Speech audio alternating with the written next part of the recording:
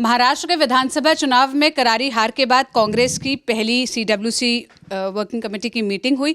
इस मीटिंग के क्या क्या हाइलाइट्स रहे, क्या क्या पॉइंट्स है, इस पर बात करने के लिए मेरे साथ न्यूज़ रूम में अभिषेक हैं।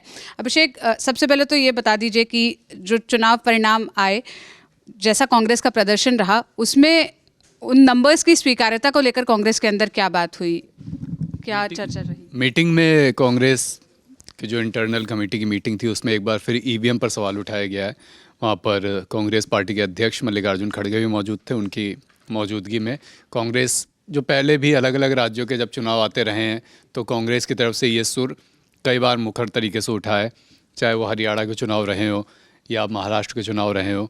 वही बात अब उनकी मीटिंग में भी उठी कि ईवीएम पर हमें पूरी तरह भरोसा नहीं है।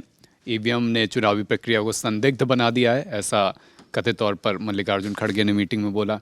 सूत्र ये भी बता रहे हैं कि उन्होंने मीटिंग में बोला कि चुनाव आयोग को स्वतंत्र और निष्पक्ष चुनाव सुनिश्चित कराने चाहिए। यानी एक तरीके से जो पूरी प्रक्रिया है चुनाव की, ईवीएम पर कांग्रेस ने ये अपनी मीटिंग में बड़े सवाल उठाए हैं, जिसमें बड़ा नाम खड़गे का है कि खड़गे ने भी ऐसा कहा कि हमें ईवीएम पर पूरी तरह भरोसा नहीं है। इसके बाद क्या जैसे नतीजे रहे उसको देखकर संगठन में भी कोई बदलाव की बात हुई है? किसी को कोई और जिम्मेदारी देना या किसी का पद बदलना, इस पर कोई चर्चा हुई हो, कोई टॉकिंग पॉइंट्स अगर बाहर आए हो? एक तरफ तो खड़गे ने कार्यकर्ताओं को ये कहा कि जो परिणाम आ रहे हैं बैक टू बैक इलेक्शंस में, खासकर विधानसभा के अलग अलग चुनावों में, उससे निराश होने की ज़रूरत नहीं है।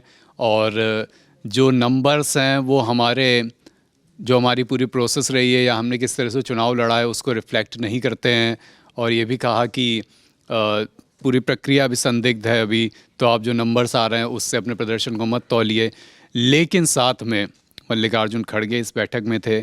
सूत्र बता रहे हैं कि राहुल गांधी भी इस बैठक में थे, जुड़े हुए थे, और तमाम बड़े नेता कांग्रेस के मौजूद थे।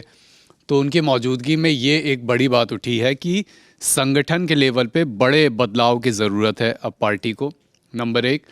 नंबर दो ये कि इसमें यह बात भी उठी मीटिंग में कि जो माहौल आपको दिखता है, आपकी रैलियों में जो भीड़ आ रही है, आप जब चुनाव प्रचार कर रहे हैं तो जिस तरह का रिस्पांस मिल रहा है, वो माहौल हमेशा वोट में बदले, ये ज़रूरी नहीं होता।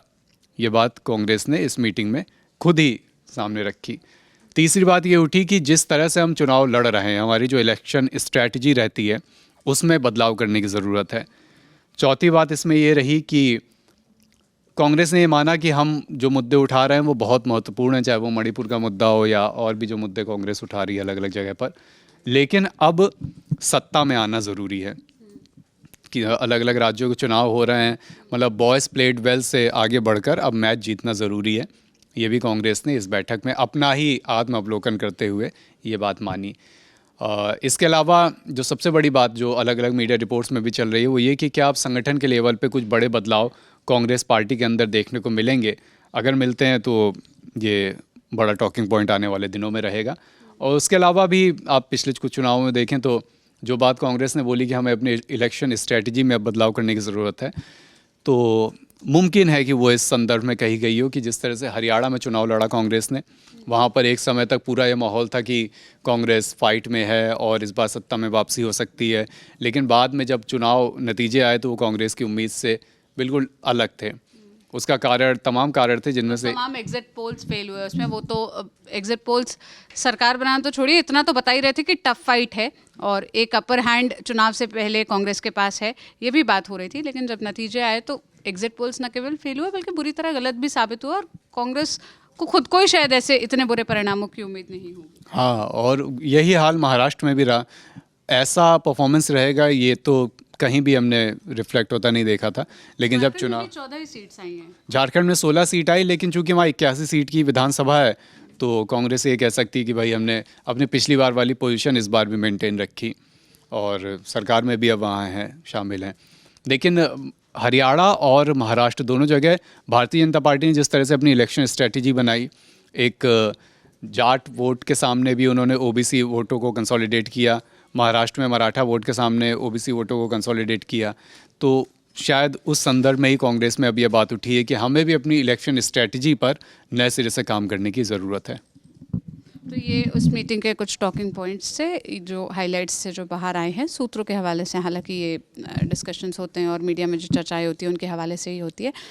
इस मामले में आगे जो भी अपडेट्स आएंगे हम आप तक पहुंचाते रहेंगे। बाकी आप क्या राय रखते हैं इस पर, आपको क्या लगता है जो कांग्रेस अपनी मीटिंग्स में बात कर रही है उससे आप कितना इत्तेफाक रखते हैं, नहीं रखते हैं? आप अपनी राय हमसे कमेंट में साझा कर सकते हैं। कैमरे के पीछे जतिन थे, मैं सोनल हूँ। देश और दुनिया की तमाम खबरों के लिए आप ललन टॉप देखते रहिए। मेरे साथ न्यूज़ रूम में मेरे सहयोगी अभिषेक जुड़े थे। शुक्रिया।